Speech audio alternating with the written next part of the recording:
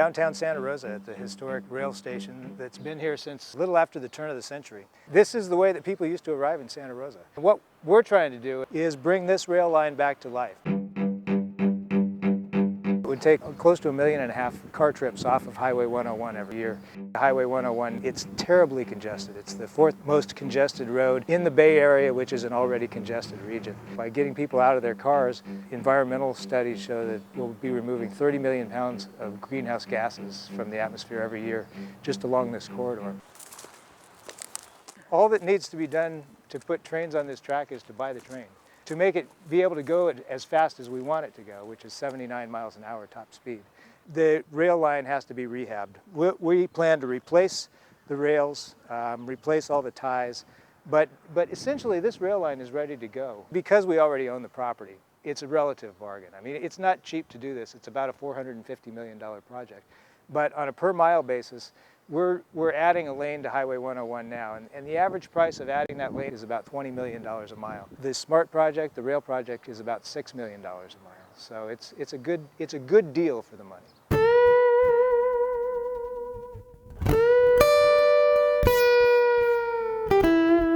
A lot of people aren't used to using public transit. Our studies actually show that more people will use all kinds of public transit when the train is here, because it's attractive. It's, you know, kind of the romance of the rails type of thing.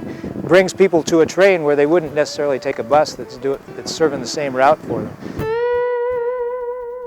So many of the communities around the train seem a bit spread out. Do you think that there are enough people who live and work close enough to the train stations that they will be accessible? You know, the rail line won't be by itself. I mean, it's a backbone of a whole transportation system. Buses will have to connect with it.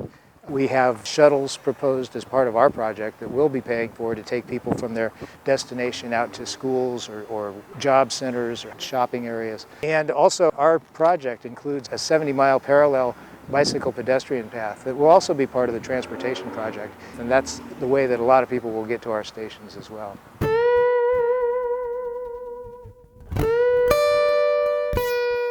Talk about walking cities and transit hubs and transit cities. Absolutely. I mean, do you see that sort of being the future? The new urbanism movement is happening, and it is the future, because as cities grow, and particularly cities like ours, you know, this has been a typical California city that over the last 50 years has grown out, and you know, it's gotten farther and farther out with sprawl and more dependent on cars. So people live in subdivisions that they can't even walk to a grocery store, and people are starting to recognize that that's not a sustainable model.